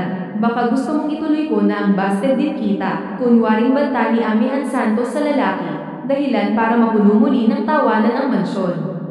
Sa pagkakataong iyon, Si Gabriel Salazar naman ang humila sa kanya palayo sa mommy nito na nakaakbay sa kanya. Of course not. Maganda ka na sa paningin ko noon pa. Sadyang naiirita lang ako sa kaingayan mo noon. But now, even ang kaingayan at kapulaitan mo'y maganda na rin para sa akin. Amihan Santos, ikaw lang ang tanging maingay at makulit na hindi ko pagsasawaang makita at marinig sa araw-araw, banat nito. Kaya kulang na lamang ay maglupasay siya sa sahig dahil sa kilig. Nax naman, ibabumanat si Kuya Gabriel Salazar. Lodi, hirit ni Aldrich at umakbay sa Kuya Arwin nito. Siguro talagang taga Nueva Ecija rin talaga ang babaeng para sa atin, Kuya. Ano? From Dan to Kuya, parehong galing doon eh. Baka tayo rin, Kuya Arwin, no? Dagdag pa nito na ikinatawa lang ng kapatid. Bueno, bilasan niyo ang ligawan at gusto na namin magkaapo. Okay, nakangiting sabi ng ina ni Gabriel Salazar sa kanilang dalawa, na lalong nagpasigla sa puso ni Amihan Santos. Hinay-hinay lang, Mami, darating din kami dyan ni Amihan Santos. Kahit ilan pang apo, ibibigay namin. Pero sa ngayon, paiibigin ko muna ng gusto ang mahal ko, sagot ni Gabriel Salazar sa ina. Wala namang mapagsidlan ng saya si Amihan Santos ng mga oras na yun. Akala niya, hindi mangyayari ang ganoon sa buhay niya. Nagkaroon na rin naman siya ng mga past relationship, pero ibang-iba ang love at happiness na nararamdaman niya sa piling ni Gabriel Salazar. Bagamat hindi pa sila nito official na magkasintahan, dahil pareho na rin nilang nakuha ang basbas ng mga pamilya nila, nagpatuloy na nga ang legal na ligawan ng dalawa na tumagal din ng 4 na buwan, sakto sa pagtatapos ng pansamantalang pagiging kasambahay niya para sa mga ito. Naging simula naman ito ng bagong yugto bilang nobya ni Gabriel Salazar. Dahil tapos na rin ang trabaho ni Amihan Santos sa mga ito, umuwi na rin muna siya ng Nueva Ecija, pabalik-balik na lang siya sa Maynila tuwing binibisita siya ni Gabriel Salazar para sunduin. Hindi na rin sila ginulo ng ex nito. Nang umabot ng 1 taon ang kanilang relasyon, napagpasyahan na rin ni Amihan Santos na magstay na sa mansyon kasama ito. Lalo pat imang-manage na niya ang bagong beauty parlor na niregalo sa kanya ni Gabriel Salazar. Pinag-uusapan na rin nila ang kasal na gaganapin sa susunod na taon. 1 taon ang mabilis na lumipas, at ganap din silang ikinasal na sinaksihan ng mga pamilya nila at ng mga taong malalapit sa kanila. Hi, finally, Mrs. Gabriel Salazar na rin ako. Tama nga ang sinabi ko kay Aldrich na tayo rin ang endgame, hubby. Hindi mo rin kinaya ang makamandag kong ganda, no? Natatawang biro ni Amihan Santos sa asawa habang sila'y magkayakap na nanunood sa mga damalong bisita sa kanilang kasal. Iba naman talaga ang kamandag na dala mo, wifey. Ginulo mo ang buhay ko sa kabaliwan mo, at heto, nag-wild na ako sa kalokohan mo. Opposite man tayo, pero bagay pa rin tayo. Salamat at dinala ka ng tadhana sa buhay kong boring. Ikaw ang nagbigay ng kasiyahan sa akin sa araw-araw. HM, suplado ka nga sa akin noon at palaging pikan. Konting hirit ako lang, nagsalubong na ang mga kilay mo. Hate na hate mo kaya ako. Dahil sabi nga ng matatanda, the more you hate, the more you love. Hate kita noon dahil ngayon ay love na kita, wifey. At hindi nakita ihate kailanman. Napasayaw na lamang sa kilig si Amihan Santos. Natawa tuloy ang mister niya. I love you, wifey. Thank you for coming into my life. I promise you that I will love you and cherish you like an expensive gem until my very last breath, sabi nito na punong-puno ng pagmamahal. Damang-dama yun ni Amihan Santos, kaya't hindi niya maiwasang maluha sa tuwa. Paano ko susundan yun? Masyado mong ginalingan ng English. Naluluhan ng biro, natawa naman ito at hinayla ang bewang niya. Kiss lang sa matamis mong labi, enough answer na, wifey. I love you, husband. Matamis na ani Amihan Santos at walang pag-aalinlangang bumalik kay Gabriel Salazar na nakita ng lahat. Nadama nila sa halik na yun ang pagmamahal nila para sa isa't isa. Makalipas din ng ilang taon, nagbunga rin ang pagmamahalan ni Amihan Santos at Gabriel Salazar ng 2 supling, isang babae at isang lalaki. Ang kanilang pag-ibig para sa isa't isa ay nagpapatuloy pa rin at patuloy na tumatatag sa paglipas ng mga taon. Sadyang mapaglaro ang pag-ibig at malakas ang trip. Hindi mo talaga malalaman kung paano nito paglaruan ang mga tao. Katulad na lamang ni Gabriel Salazar at Amihan Santos na nagsimula na tila aso't pusa pero nauwi sa wagas na pagmamahalan. Sinong mag-aakala na ang suplado at pikil na boss ay mamumulog ang loob sa madaldal at lukarit na probinsyana? They are actually opposites. They have lots of differences pero hindi naging hadlang yun para hindi sila maging isa. Ito ang patunay na makapangyarihan talaga ang pag-ibig. Magagawa talaga nitong buuin ang mga bagay na hindi mo inaasahan.